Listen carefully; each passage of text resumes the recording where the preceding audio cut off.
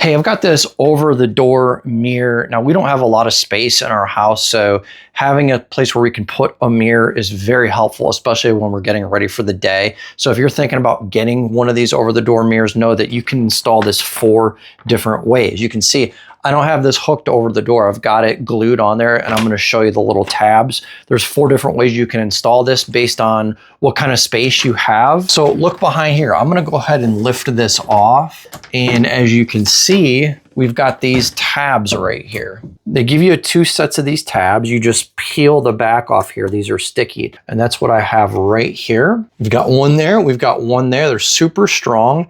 And then on the back of the mirror, so we've got these hangers that are mounted in the back of the mirror, and that just sits right here on these hooks. Once you get these where you want them, then we're going to go ahead and we're just going to slide the mirror down on top. Look, you can see my entire body in the mirror. So if you're getting ready for the day, kind of looking at your clothes, this is going to be perfect for that. Now, if you want to install this over the door, look, they give you the hooks that you'd put over the door. Just having that versatility, so I can pop this off the door. Now I've got a stand. Now check it out.